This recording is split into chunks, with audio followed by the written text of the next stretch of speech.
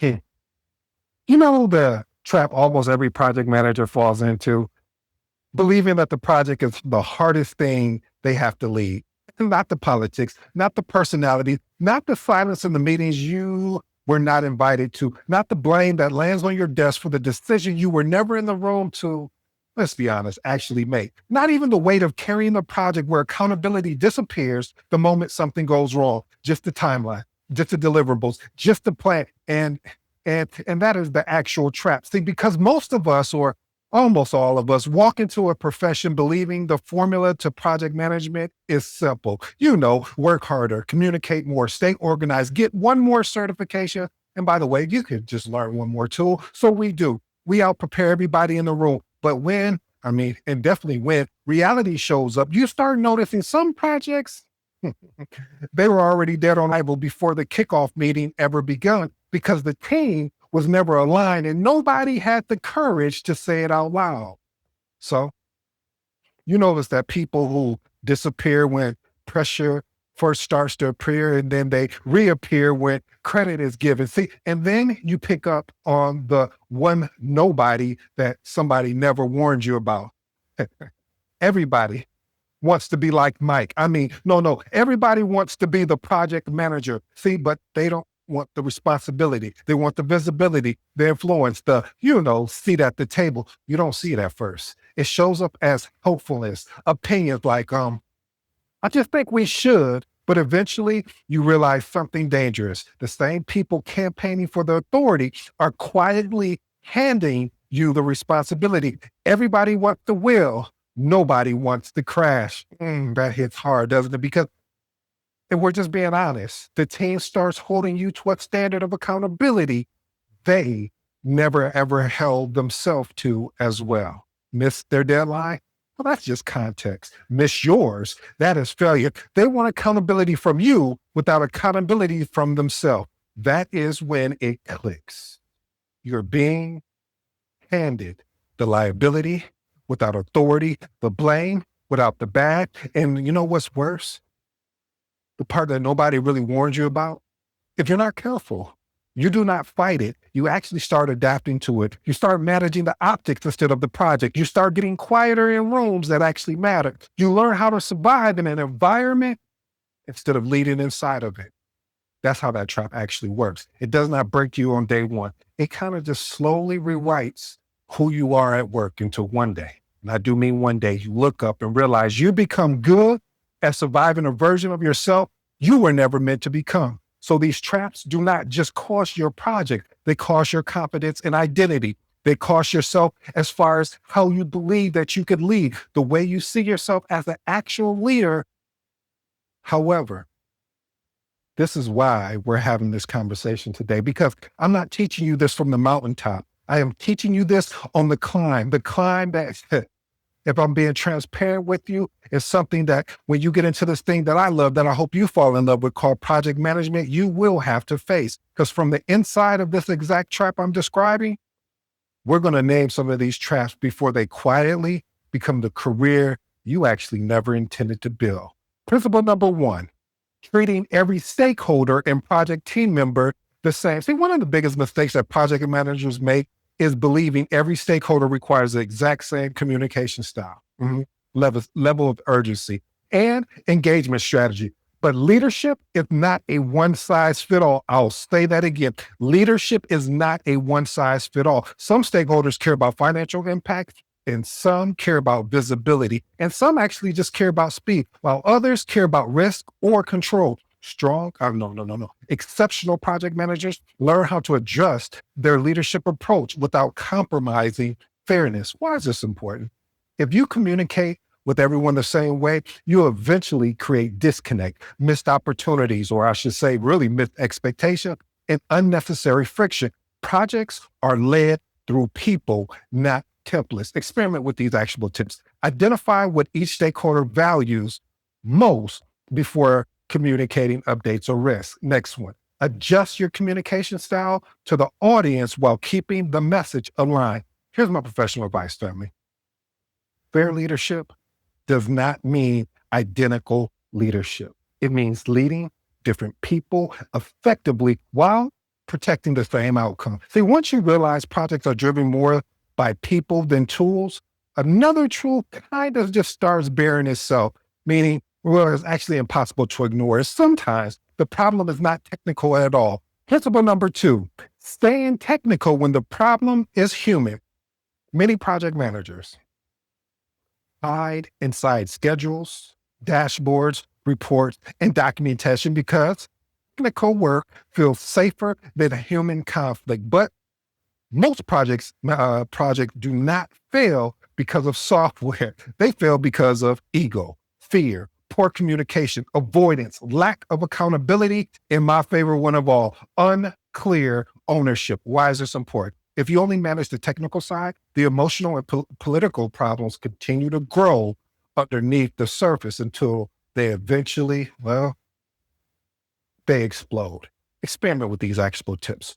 Start paying attention to emotional patterns during meetings, not just in project updates. Next one, address accountability issues early before frustration spreads across the team. Here's my professional advice. The longer human problems go ignored, the more technical problems they eventually create.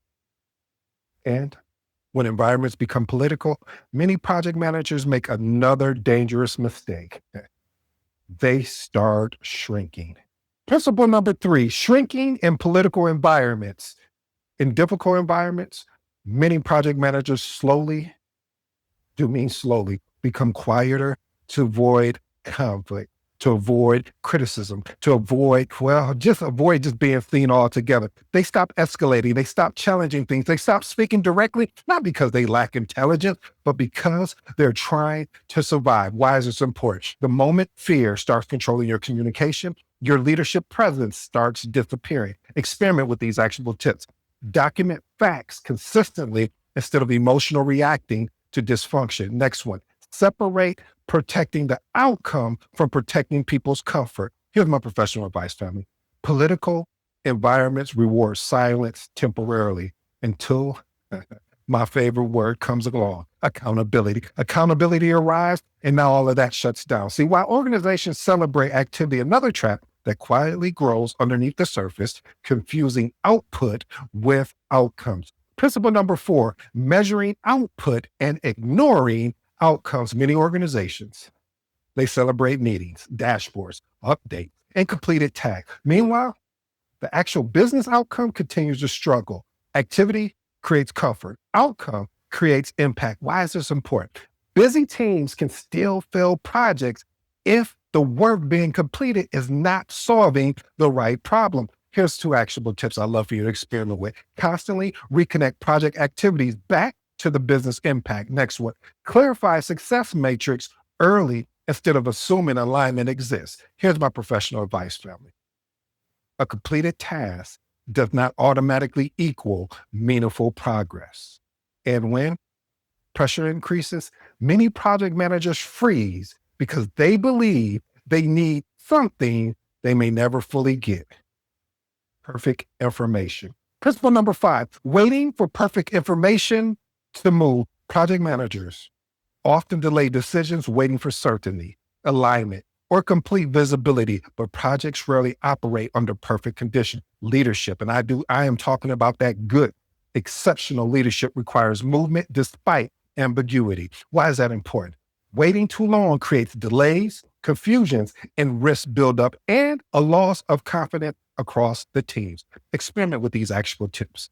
Make the best decision possible with the information currently available. Next one, create decision checkpoints instead of waiting for complete certainty up front. Here's my professional advice. Strong leaders learn how to operate through uncertainty without becoming reckless. But hesitation does not only show up in decisions, sometimes it shows up in confidence itself.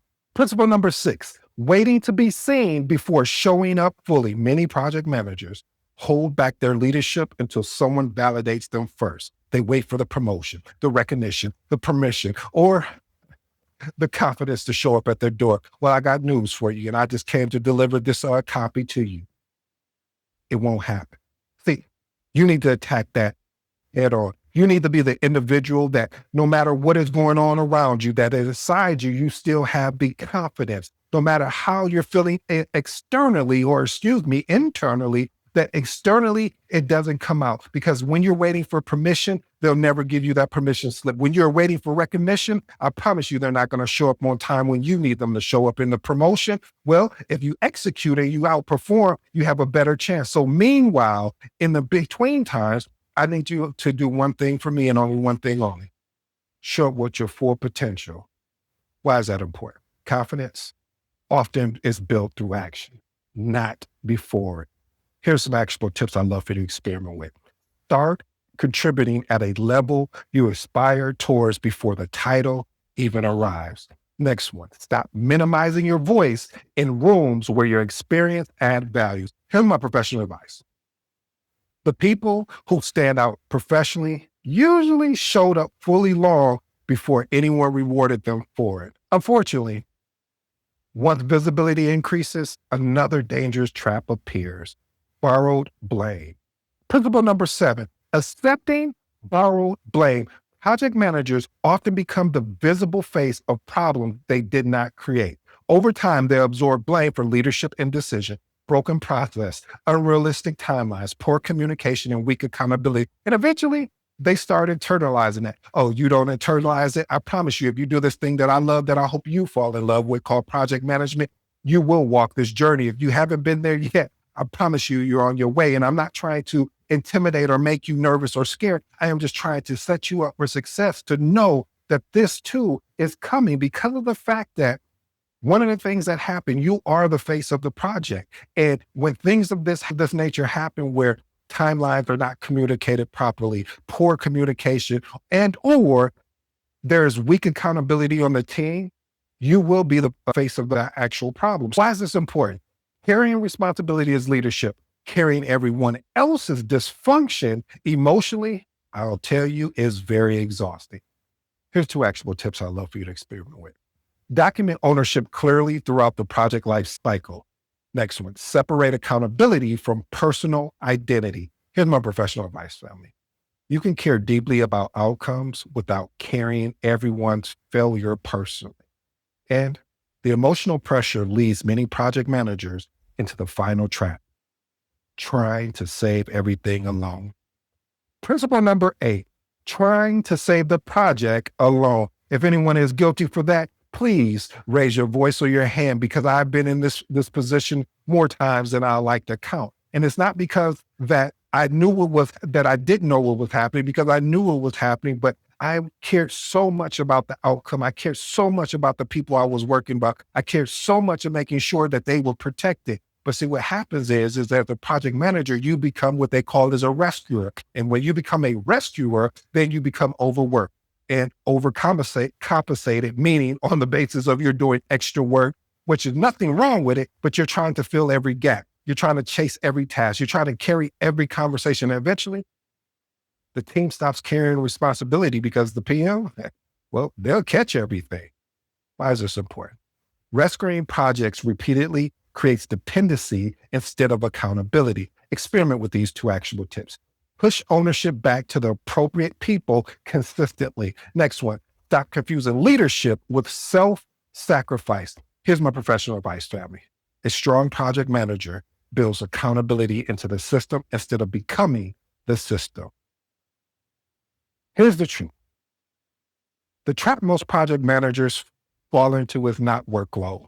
It is slowly becoming emotional responsible for system, decisions, communication failures, and accountability gaps they were never designed to carry alone. And if you, talking to you, are not careful, you can become so focused on surviving the environment that you stop protecting yourself inside of it. You stop speaking up. You stop trusting yourself. You stop leading boldly, and you stop believing in your instincts, not because you lost your ability, but because pressure slowly trained you to shrink.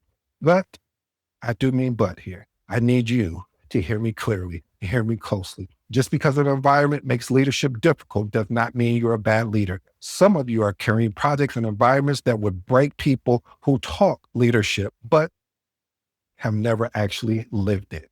And that's why documentation matters. That's why communication matters. That's why protecting the outcome matters. And more importantly, though, that is why protecting yourself matters too. Because the goal is not just to deliver projects. Goal is to deliver projects without losing yourself in the process. So if this episode helped you think differently, helped you feel seen, or even helped you realize you're not crazy for feeling the pressure that comes with this role, make sure you do one thing. Trust yourself more. You don't need to become smaller to survive difficult environments. You just need to become more intentional about how you lead inside of them. If you're new to the episode, I go by the name of ED. For all you smart and intelligent folks out there, hey, that just simply means Ed. Until next time.